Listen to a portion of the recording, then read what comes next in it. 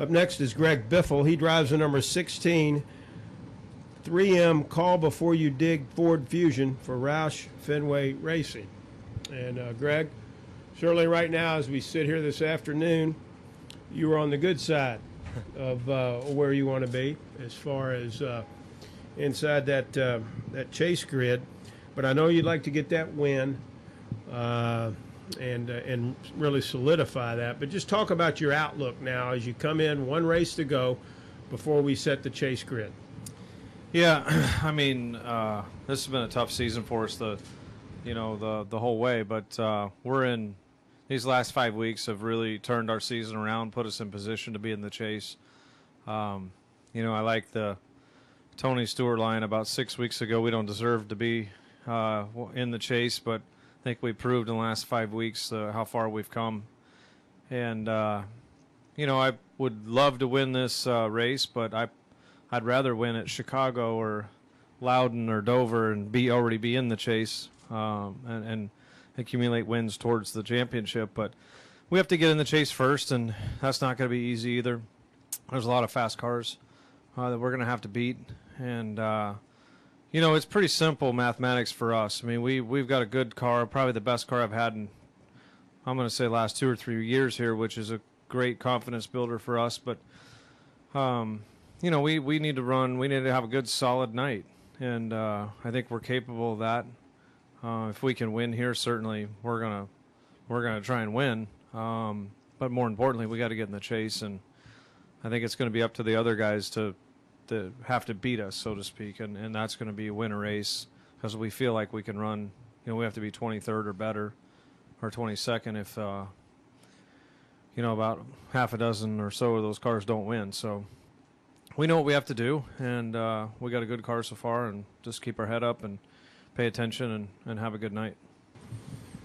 All right, Greg, we've got several questions in the queue. Ben is in the corner, then Tom, then Mark, then Kyle. Greg, Ben White with Lexington Dispatch. I've asked several drivers the same question today, and basically, can you just tell me how the new qualifying and the new chase format has changed the competition for your team in 2014? How has it changed? Well, I'll be honest with you. Probably the aero rules and the ride-out rules have changed our whole organization way more than we ever fathomed it would. As far as the qualifying and the chase format, it really hasn't changed the way we race or what we've done a lot. The qualifying's definitely been interesting, and it's been quite exciting, and I like the new qualifying format. In fact, I like the new chase format for that matter, but it hasn't really changed a lot for us. This was one of the toughest years we've had in a long time as far as competition goes, so we're happy the last 5 weeks to get it turned around.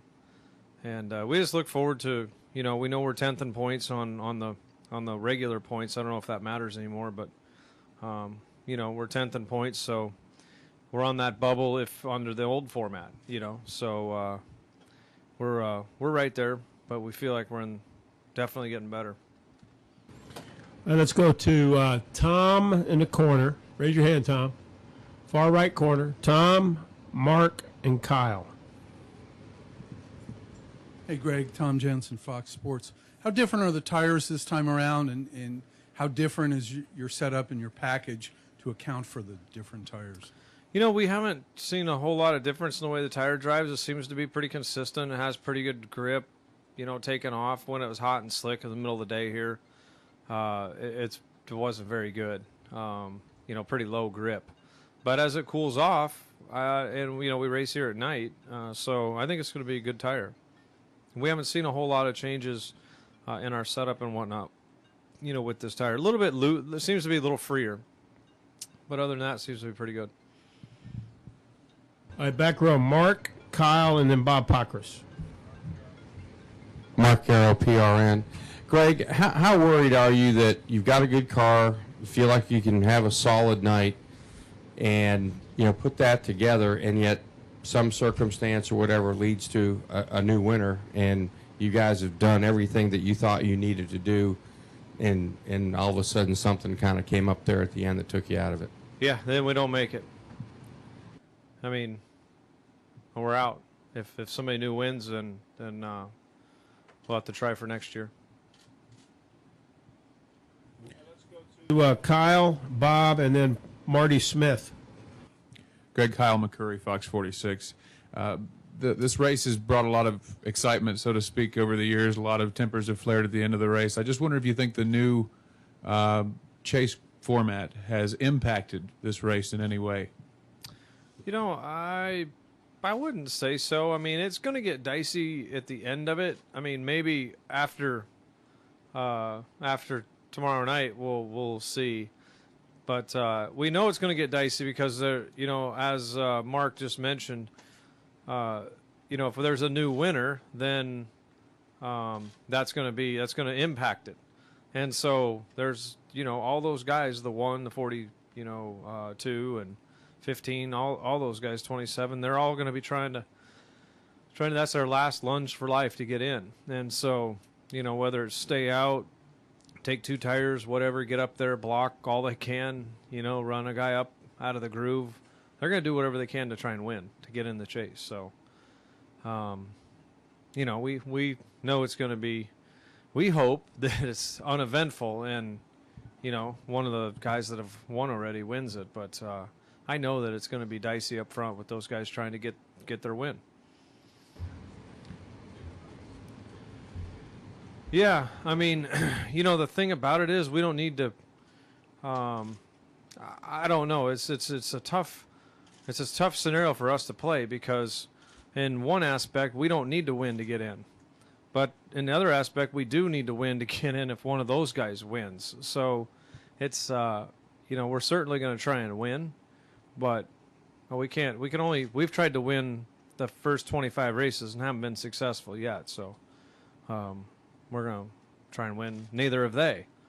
So I think everybody's tries to win every race they show up at, no matter what the circumstance is. Let's go to Bob Pockris, right here in the front row, and then over here to Dave, and then to Paul.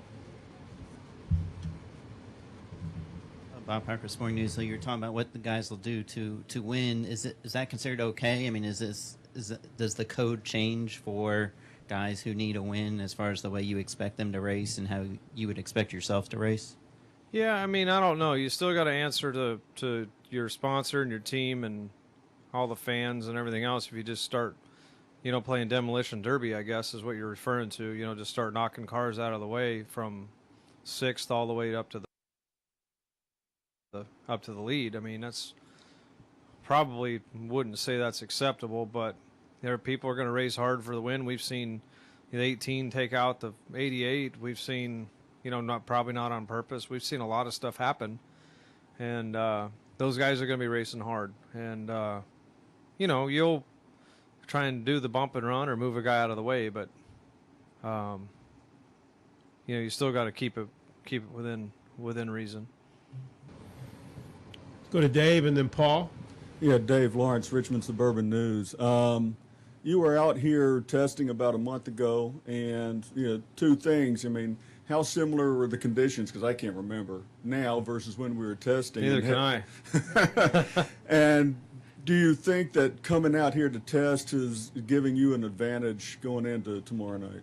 You know, that was a Goodyear tire test, and I don't, you know, it's really tough to get the same track conditions as when there's 43 cars here, because the track rubbers up so fast.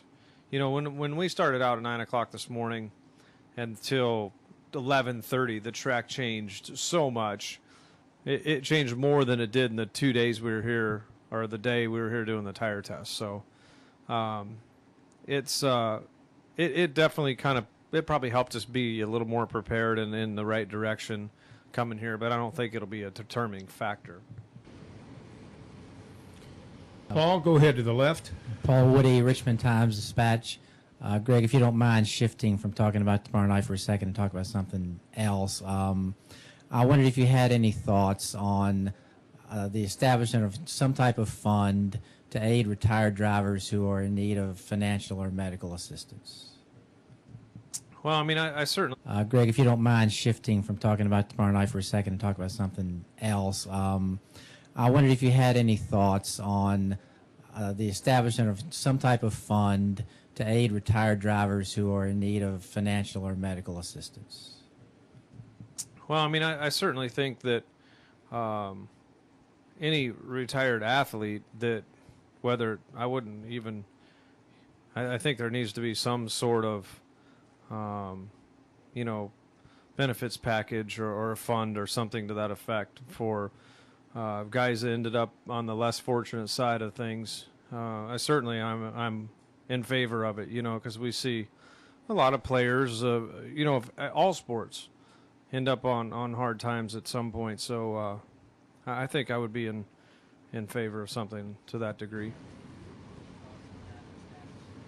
Man, I'm not a financial guy whatsoever, so I can tell you how to drive a car, but that's probably about it.